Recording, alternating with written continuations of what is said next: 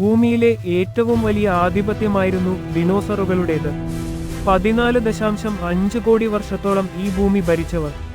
എന്നാൽ ഏകദേശം 6.6 കോടി വർഷങ്ങൾക്ക് മുൻപ് നടന്ന ഒരു ആഗോള ദുരന്തം അവരെ ഭൂമിയിൽ നിന്ന് തുടച്ചു നീക്കി. 25 കിലോയിൽ കൂടുതൽ ഭാരമുള്ള മിക്കവാറും എല്ലാ ജീവികളും അന്ന് ഇല്ലാതായി. പക്ഷേ അതോടെ ഭൂമിയിലെ ജീവൻ അവസാനിച്ചില്ല. ഒഴിഞ്ഞുപോയ ആ സിംഹാസനത്തിലേക്ക് പുതിയ അവകാശികളെത്തി. സസ്തനികളുടെ ആധിപത്യം അവിടെ തുടങ്ങുകയായിരുന്നു. ഈ അതിജീവനത്തിന്റെ പോരാട്ടത്തിനിടയിൽ പ്രകൃതിയെ തന്നെ തനിക്കിഷ്ടമുള്ള രീതിയിൽ മാറ്റിയ ഒരു അദ്ഭുത ജീവി ജനിച്ചു. അതാണ് നമ്മൾ അടങ്ങുന്ന മനുഷ്യൻ. കരുത്തും വേഗതയും കുറവായിരുന്നിട്ടും എങ്ങനെയാണ് മനുഷ്യൻ ഈ ലോകത്തിന്റെ രാജാവായത്? ദിനോസറുകൾക്ക് ശേഷമുള്ള ആ വിസ്മയ ലോകത്തേക്ക് നമുക്കൊന്ന് പോയി നോക്കിയാലോ? വണ്ടർ വേൾഡ് മലയാളത്തിന്റെ അത്ഭുത ലോകത്തേക്ക് ഏവർക്കും സ്വാഗതം.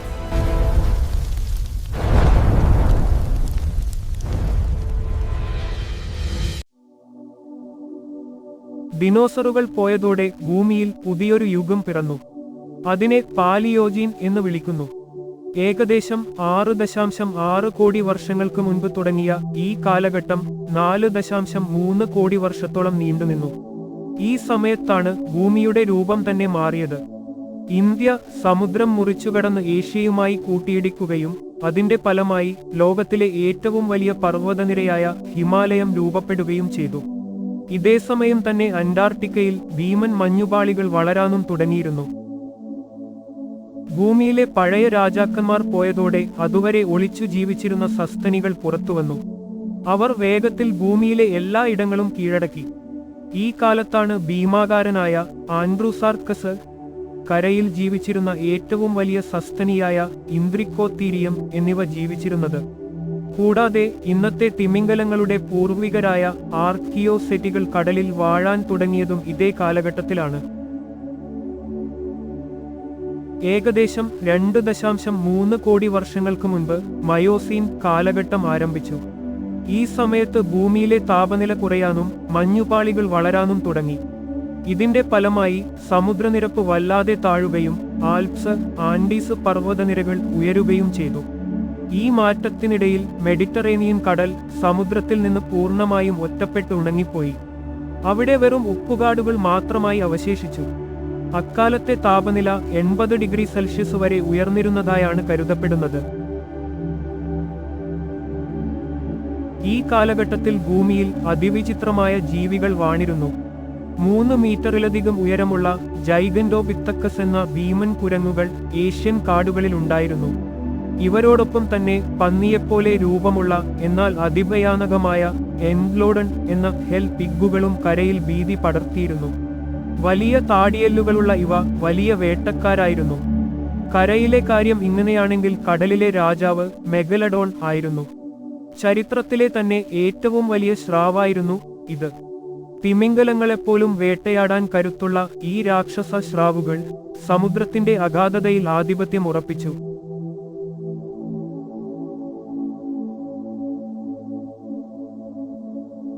ഏകദേശം 50 ലക്ഷം വർഷങ്ങൾക്ക് മുൻപ് ഭൂമിയിൽ വലിയൊരു മാറ്റം സംഭവിച്ചു. ഇന്നത്തെ ജിബ്രാൾട്ടർ ഭാഗത്തുണ്ടായ വലിയൊരു ഭൂകമ്പത്തെ തുടർന്ന് അറ്റ്ലാന്റിക് സമുദ്രത്തിലെ വെള്ളം മെഡിറ്ററേനിയൻ താഴ്വരയിലേക്ക് കുത്തിയൊലിച്ചു വന്നു. ചരിത്രത്തിലെ ഏറ്റവും വലിയ പ്രളയങ്ങളിൽ ഒന്നായ സാൻഗ്ലിയൻ ഫ്ലഡ് വഴിയാണ് ഇന്നത്തെ മെഡിറ്ററേനിയൻ കടൽ വീണ്ടും നിറഞ്ഞത്. വെറും 2 വർഷം കൊണ്ട് ആ വലിയ പ്രദേശം മുഴുവൻ വെള്ളത്തിനടിയിലായി. സാൻഗ്ലിയൻ പ്രളയത്തിന് ശേഷമുള്ള ആ കാലഘട്ടത്തിൽ ഭൂമിയിലെ താപനില ഇന്നത്തെക്കാളും 2 മുതൽ 3 ഡിഗ്രി വരെ കൂടുതലായിരുന്നു. അതുകൊണ്ടുതന്നെ ധ്രുവപ്രദേശങ്ങളിൽ ഇന്ന് കാണുന്നതുപോലെ മഞ്ഞുപാളികൾ അന്ന് ഉറച്ചുനിന്നിരുന്നില്ല. പകരം മഞ്ഞുരുകിയുണ്ടായ ആ വലിയ ജലപ്രവാഹം കാരണം സമുദ്രനിരപ്പ് ഇന്നത്തെക്കാളും ഏകദേശം 25 മീറ്ററോളം ഉയരത്തിലായിരുന്നു. വടക്കൻ മേഖലകളിൽ മഞ്ഞുപാളികൾക്ക് പകരം നിബിഡമായ വനങ്ങളായിരുന്നു അന്ന് ഉണ്ടായിരുന്നത്. ഇതേ സമയത്താണ് ആഫ്രിക്കൻ ഭൂഖണ്ഡത്തിൽ മനുഷ്യന്റെ ആദ്യകാല പൂർവികർ പ്രത്യക്ഷപ്പെടുന്നത്. ആ കാലത്തെ കാലാവസ്ഥാ വ്യതിയാനം കാരണം ആഫ്രിക്കയിലെ വലിയ കാടുകൾ ഇല്ലാതാകുകയും അവ പുൽമേടുകളായി മാറുകയും ചെയ്തു.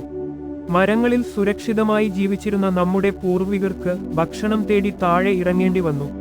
അങ്ങനെയാണ് അവർ രണ്ട് കാലിൽ നിവർന്നു നടക്കാൻ പഠിക്കുന്നത്. ഓസ്ട്രലോപിത്തക്കസ് എന്നറിയപ്പെടുന്ന ഈ ജീവികളാണ് മനുഷ്യന്റെ പരിണാമത്തിലെ ഏറ്റവും പ്രധാനപ്പെട്ട കണ്ണി.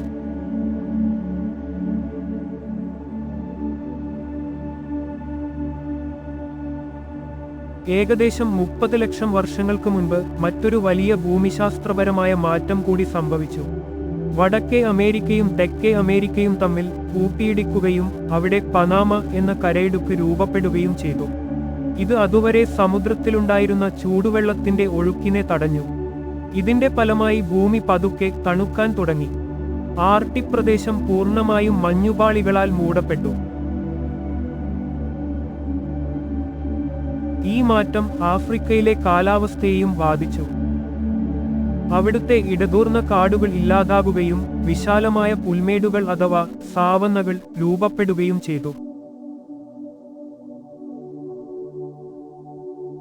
മരങ്ങളിൽ കഴിഞ്ഞിരുന്ന നമ്മുടെ പൂർവികർക്ക് ഇതോടെ നിലത്തിറങ്ങേണ്ടി വന്നു. ശത്രുക്കളിൽ നിന്ന് രക്ഷപ്പെടാനും ദൂരെയുള്ള കാഴ്ചകൾ കാണാനും അവർക്ക് രണ്ട് കാലിൽ നിവർന്നു നിൽക്കേണ്ടി വന്നു. മനുഷ്യന്റെ പരിണാമത്തിലെ ഏറ്റവും നിർണായകമായ നിമിഷമായിരുന്നു ഇത്. ലക്ഷക്കണക്കിനു വർഷത്തെ പരിണാമത്തിനൊടുവിൽ ഏകദേശം 42 ലക്ഷം മുതൽ 18 ലക്ഷം വർഷങ്ങൾക്ക് മുൻപ് വരെ ആഫ്രിക്കയിൽ ജീവിച്ചിരുന്നവരാണ് ഓസ്ട്രലോപിത്തക്കസ്. ഏകദേശം 120 മുതൽ 140 സെന്റിമീറ്റർ വരെ മാത്രം ഉയരവും 40 കിലോയോളം ഭാരവും ഇവർക്കുണ്ടായിരുന്നു. പൂർണ്ണമായും നിവർന്നു നടക്കാൻ കഴിഞ്ഞിരുന്നില്ലെങ്കിലും ഇവർ രണ്ട് കാലിലാണ് കൂടുതലും സഞ്ചരിച്ചിരുന്നത്. കൂട്ടമായി ജീവിച്ചിരുന്ന ഇവർ ശത്രുക്കളെ നേരിടാൻ കല്ലുകളും മറ്റും ചെറിയ ആയുധങ്ങളായി ഉപയോഗിച്ചിരുന്നു. എങ്കിലും അസുഖങ്ങളും കാട്ടുമൃഗങ്ങളുടെ ആക്രമണവും കാരണം ഇവരിൽ മിക്കവരും 20 വയസ്സിന് മുകളിൽ ജീവിച്ചിരുന്നില്ല. അക്കാലത്ത് ഓസ്ട്രലോപിത്തക്കസിനെ ഏറ്റവും കൂടുതൽ വേട്ടയാടിയിരുന്നത് ഡിനോഫെലിസ് എന്ന ഭീകരനായ വാൾപ്പല്ലൻ പൂച്ചകളായിരുന്നു. ഇന്നത്തെ പുള്ളിപ്പുലിയേക്കാൾ വലുപ്പമുള്ള ഇവയ്ക്ക് 120 കിലോയോളം ഭാരമുണ്ടായിരുന്നു. നമ്മുടെ പൂർവികരെ ഒരു എളുപ്പ ഇരയായിട്ടാണ് അവ കണ്ടിരുന്നത്. ഇവരെ കൂടാതെ 3 മീറ്റർ ഉയരമുള്ള ഭീമൻ മാംസഭോജി പക്ഷികളും താടിയെല്ലിൽ നിന്ന് താഴേക്ക് കൊമ്പുകളുള്ള 14 ടൺ ഭാരമുള്ള ഡൈനോത്തീരിയം എന്ന ഭീമൻ ആനകളും അന്ന് ഭൂമിയിലുണ്ടായിരുന്നു. ഏകദേശം 25 ലക്ഷം വർഷങ്ങൾക്ക് മുൻപ് ഭൂമിയിൽ വളരെ ഭയാനകമായ മറ്റൊരു സംഭവം കൂടി നടന്നു. ഗോസ്മട്ടുയാമ റിവേഴ്സൽ എന്ന് വിളിക്കുന്ന ഈ മാറ്റത്തിൽ ഭൂമിയുടെ കാന്തിക ധ്രുവങ്ങൾ പരസ്പരം സ്ഥാനം മാറി.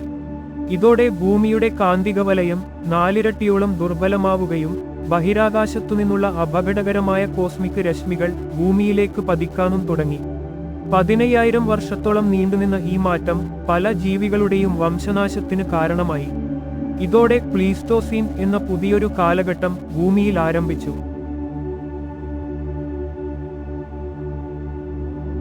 ഇടയ്ക്കിടെയുണ്ടായ മഞ്ഞുയുഗങ്ങളും കാലാവസ്ഥാ മാറ്റങ്ങളും കാരണം അതിജീവിക്കാൻ വേണ്ടി ജീവികൾക്ക് വേഗത്തിൽ പരിണമിക്കേണ്ടി വന്നു. അങ്ങനെ ഓസ്ട്രലോപിത്തക്കസിൽ നിന്നും മനുഷ്യന്റെ ആദ്യത്തെ യഥാർത്ഥ പ്രതിനിധിയായ ഹോമോ ഹാബിലിസ് അഥവാ കൈപ്പുണ്യമുള്ള മനുഷ്യൻ ഉണ്ടായി. 23 ലക്ഷം വർഷങ്ങൾക്ക് മുൻപ് ആഫ്രിക്കയിൽ ജീവിച്ചിരുന്ന ഇവർ സ്വന്തമായി ആയുധങ്ങൾ നിർമ്മിക്കാൻ പഠിച്ച ആദ്യത്തെ വർഗമായിരുന്നു. ഇന്നത്തെ മനുഷ്യരെപ്പോലെ കാൽവിരലുകൾ ഒരേ നിരയിലുള്ള കാൽപാദങ്ങൾ ഇവർക്കുണ്ടായിരുന്നത് നിവർന്നു നടക്കാൻ കൂടുതൽ കരുത്ത് നൽകി. അതുപോലെ സംസാരിക്കാൻ സഹായിക്കുന്ന രീതിയിലുള്ള താടിയെല്ലുകളും ഇവർക്കുണ്ടായിരുന്നു. ഇത് നമ്മുടെ ഭാഷയുടെ ആദ്യ ചുവടുവെപ്പായിരുന്നു. പരിണാമം അവിടെയും നിന്നില്ല. ഏകദേശം 20 ലക്ഷം വർഷങ്ങൾക്ക് മുൻപ് ഹോമോ എർഗാസ്റ്റർ, ഹോമോ ഇറക്ടസ് അഥവാ പൂർണ്ണമായും നിവർന്നു നടക്കുന്ന മനുഷ്യർ ഉണ്ടായി. ഇവർ ആഫ്രിക്കയിൽ മാത്രം ഒതുങ്ങി നിന്നില്ല. പകരം ഏഷ്യയിലേക്കും യൂറോപ്പിലേക്കും അവർ കുടിയേറാൻ തുടങ്ങി. ഇങ്ങനെ പലയിടങ്ങളിലായി നടന്ന പരിണാമത്തിനൊടുവിലാണ് നിയാണ്ടർത്താലുകളും അതുപോലെ ഇന്നത്തെ മനുഷ്യരായ ഹോമോ സാപ്പിയൻസും ഉണ്ടാകുന്നത്. നാടോടികളായി ജീവിച്ചിരുന്ന ഇവർ അന്റാർട്ടിക്ക ഒഴികെയുള്ള എല്ലാ ഭൂഖണ്ഡങ്ങളിലേക്കും യാത്ര ചെയ്തു. ഏകദേശം 50,000 വർഷങ്ങൾക്ക് മുൻപ് ഓസ്ട്രേലിയയിലും 24,000 വർഷങ്ങൾക്ക് മുൻപ് ബെറിങ് കടലിടുക്ക് വഴി വടക്കേ അമേരിക്കയിലുമെത്തി.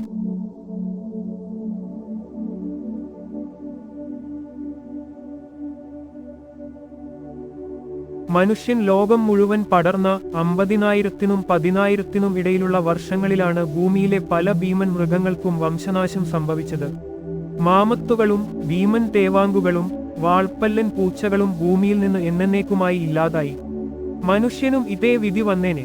എന്നാൽ ഏകദേശം 12,000 വർഷങ്ങൾക്ക് മുൻപ് അവസാനത്തെ മഞ്ഞുയുഗവും തീർന്നതോടെ ഭൂമിയിലെ കാലാവസ്ഥ കൂടുതൽ ചൂടുള്ളതും ജീവിക്കാൻ അനുയോജ്യമായതുമായി മാറി. അതോടെ മനുഷ്യർ അലഞ്ഞുതിരിയുന്നത് അവസാനിപ്പിച്ച് നൈൽ, മെസൊപ്പൊട്ടേമിയ തുടങ്ങിയ നദീതടങ്ങളിൽ കൃഷി ചെയ്യാൻ തുടങ്ങി. അവിടെ നിന്നാണ് ഹോളോസീൻ എന്ന പുതിയ കാലഘട്ടവും ഇന്നത്തെ നമ്മുടെ നാഗരികതകളും വളർന്നു തുടങ്ങുന്നത്. കാടുകളിൽ നിന്ന് ഇറങ്ങി കല്ലുകൾ ആയുധമാക്കി മഞ്ഞുയുഗങ്ങളെ അതിജീവിച്ച ആ യാത്ര ഇന്ന് എവിടെയെത്തി നിൽക്കുന്നു എന്ന് നമുക്കെല്ലാവർക്കും അറിയാം. എന്നാൽ മനുഷ്യന്റെ ഉത്ഭവത്തെക്കുറിച്ച് ഇനിയും ഒരുപാട് രഹസ്യങ്ങൾ ചുരുളഴിയാനുണ്ട്. പരിണാമത്തിന്റെ ഈ വിസ്മയകരമായ യാത്രയെക്കുറിച്ച് നിങ്ങൾക്ക് എന്താണ് തോന്നുന്നത്? നിങ്ങളുടെ അഭിപ്രായങ്ങൾ തീർച്ചയായും താഴെ കമന്റ് ചെയ്യുക. ഈ വീഡിയോ ഇഷ്ടപ്പെട്ടാൽ ലൈക്ക് ചെയ്യാനും ഇതുപോലുള്ള കൂടുതൽ അറിവുകൾക്കായി വണ്ടർ വേൾഡ് മലയാളം സബ്സ്ക്രൈബ് ചെയ്യാനും മറക്കരുത്. നിങ്ങളുടെ ഓരോ ലൈക്കും കമന്റും ഞങ്ങൾക്ക് വലിയൊരു ഊർജ്ജമാണ്. മറ്റൊരു കിടിലൻ വീഡിയോയുമായി വീണ്ടും കാണാം. ബൈ.